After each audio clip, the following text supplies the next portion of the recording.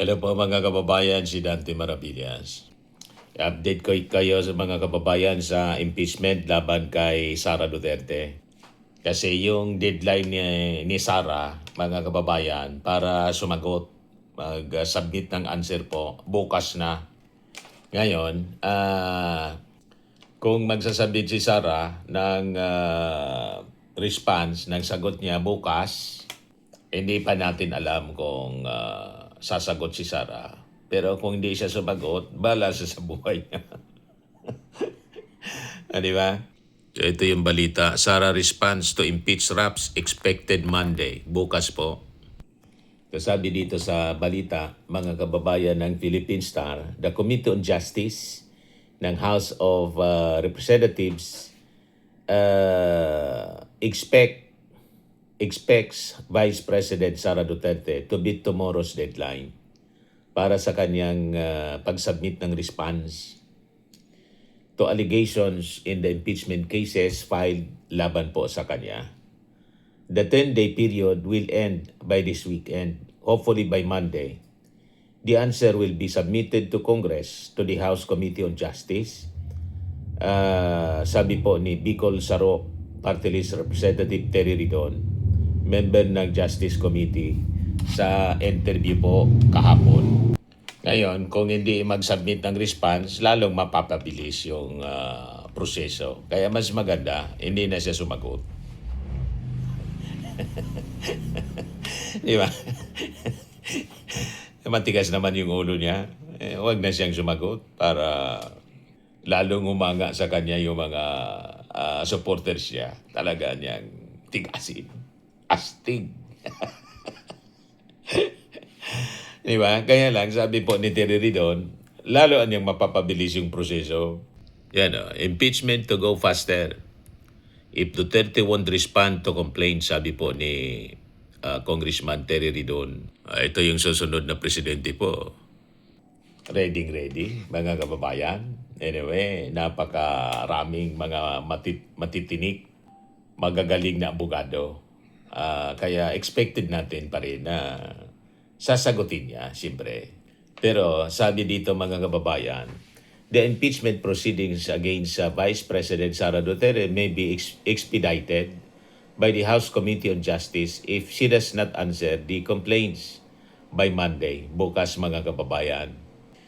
So si Sara, binigyan siya ng 10 days ng House panel after na yung dalawang impeachment complaints laban sa kanya ay deemed sufficient in form and in substance. So, yung 10 days mga kababayan na binigay sa kanya, maglalaps na sa bukas, Monday. Kaya iniintay mga kababayan ng House panel yung magiging sagot ni Sara bukas. So, paliwanag mga kababayan ni Terry Ridon, in the event that she does not respond by Monday, the process will be shortened, abbreviated, sabi po ng congressman. So that means, I think, as early as the final weeks of this month, we can proceed to a determination of sufficiency in grounds. And then we can proceed to the hearing proper. So magkakaroon na ng hearing mga kababayan at doon isasagawa yung mini trial na sabi ko nga napasama tuloy. Hindi man dapat nagsasagawa ng mini trial yung Congress kasi ang trial shall forthwith proceed. Dapat doon sa sa Senado hindi nagsagawa ng forthwith proceed trial. Yung Senado, tinulugan po ni Chis Escudero.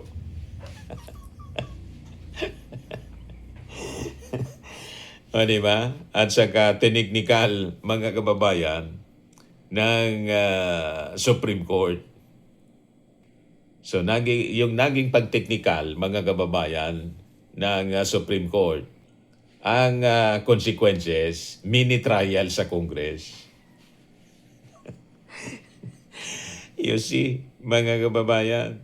At ang sabi, sa Congress pa lang, isasamo na yung mga dokumento tulad ng tax declarations sa SALN, yung mga business documents, pati yung bank records. Bubuksan ng mga kababayan sa Congress pa lang, sa House of Representatives, imbis na sa Senado. Nakita na ninyo? Kasi sabi dito, si Sara will be given until the end of office hours bukas before the panel decides on the next step. So sabi po ni Terry Ridon, should the Vice President respond, the complainants will be allowed to answer back within 3 days. In Duterte, once more, shall be allowed to provide a rejoinder or another reply for another 3 days. So yan ang magiging procedure, mga kababayan. So with or without a reply, the Justice Panel will proceed with determining the sufficiency in grounds. Tentatively scheduled niya April 8, sabi po ni Ridon. So ito yung inaabangan, mga kababayan, ng mga taga-media bukas at saka mga vloggers. Ano ba ang susunod na kabanata sa impeachment complaints laban kay Sara Duterte? Ngayon, i-share ko ito sa inyo, mga kababayan, na tawag dito, post ni Atty. Wilfredo Garrido, di ba, tungkol sa bank accounts ni Sara Duterte na posibleng pabuksan, mga kababayan, sa mini trial na mangyayari po sa Congress. Sabi dito, be ready for the opening of Sara's bank accounts. You see, brace yourself, sabi niya. We might soon be able to pry open the Duterte bank accounts, those held by Sara or jointly with her father or husband na si Atty. Mans Carpio. O di wow, pag ganon, kasama tayo sa makakasilip. Mangyarihan yan. Kaya Mr. Maravillas, may kapangyarihan po ang Kongreso na pabuksan, mga kababayan, sa isang impeachment complaint na pag na-file sa kanya. Kaya nag-hire si Sara Duterte ng pinakang matitinding abogado. Tingnan natin kung may magawa yung kanyang mga abogado. Di ba? This could not have happened last year had the impeachment trial proceeded forthwith. Kita na ninyo? Nakasama pa. Every roadblock would have been raised by her lawyers to keep the bank accounts shrouded under the bank secrecy law. Even if the law provides for exceptions, the pro-Duterte senators would have insisted in putting the matter to a vote, like the opening of the second envelope in Erap's impeachment trial. The vote could have gone the same way. Sabi po ni Atty. Garrido. Now, in the House mini trial, the defense would have no such luck. Di ba? Napasama pa, mga kababayan, tuloy. Ang dapat sisini to, si Chisi Escudero. Di ba?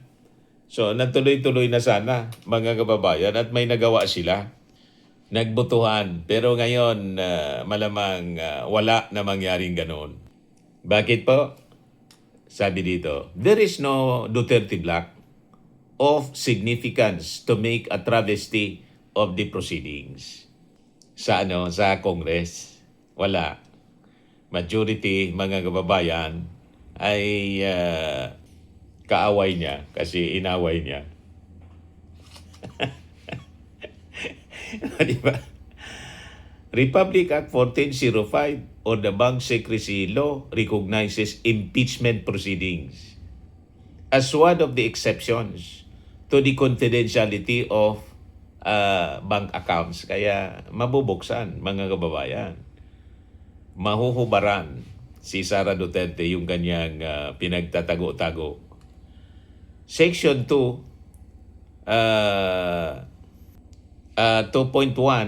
all the passage of whatever nature with banks or banking institution in the Philippines, including investments in bonds issued by the government of the Philippines, its political subdivisions, and instrumentalities are hereby considered as of an absolutely confidential nature and may not be examined, inquired, or looked into except upon written permission of the depositor or in cases of impeachment.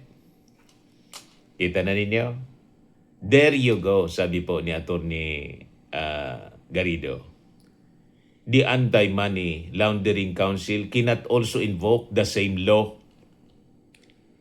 The House would exploit the Lunen Ponente to help to pry open everything with a crowbar. Yun ang mangyayari. Dahil sa naging desisyon ng Supreme Court na ang ponente si Justice Lunen. Any amount they will find exceeding Sarah's salary would have to be presumed ill-gotten. Pursuant to the recent Supreme Court decision in the Ligot case, so to the effect that any wealth acquired by a public officer during their incumbency that is manifestly out of proportion to their official salary and other lawful income is presumed ill-gotten. Tapos, I don't think the Dutertes made any elaborate effort to hide their wealth, as the old Marcoses did behind corporations and Swiss accounts, just as they did not bother to hide the bodies of the victims of the war on drugs in the Davao quarry, in the rivers, in esteros, in the streets, under the noses of the public. Their cash deposits are right there in the BPI or any of the other major banks. All you need is a subpoena dosis take-home. We might even know where Kaufman's fees came from. We might even know where Kaufman's fees came from and how much. Masisilip natin, mga kababayan, makikisilip tayo. Assuming she is still acquitted by the Senate, after all the disclosures, she will stand convicted in the court of public opinion. Sara Duterte, the plunderer. So nakita na ninyo? Sa kakatakip, mga kababayan, baliktad yung naging konsekwensya. Ito na siya ngayon. Kaya sabi ni Rene Gade, we would like to thank Justice Lunen for making this happen. Diba? Nagpasalamat na tuloy. Truly, his wisdom was not appreciated, but surely the ponente knows the future at hand. The bank account of BP Sara would surely prove that there was indeed money flowing or none at all. Ano ba? Sabi ni Marie Salvador Pan, justice has a way of finding its mark despite detours and roadblocks. Once again, another proof karma is real. Sabi ni Brian Camos. So yung bagong rules na iniutos ng Supreme Court will be disadvantage to Ximenet kasi wala sila Caldero, 10K, Bulok na Mangga at Boy Sili na haharangin niyang pa-open ng bank account. You see? Sabi ni Sita Carmona, nakabuti rin ang bagong rules ng Supreme Court to their disadvantage. Karma is real. Sabi ni Joel Binag, God works in mysterious ways. I hope the opening of the bank accounts will open the eyes of Pinoy fanatics here in abroad. Sabi ni Mayet Guerrero, much delayed, but worth the wait. So yan po mga kababayan yung mga developments ng mga balita ngayon. Maraming salamat. ito yung ating short video lang. Ako po si Dante Maravillas. Bye-bye po. God bless.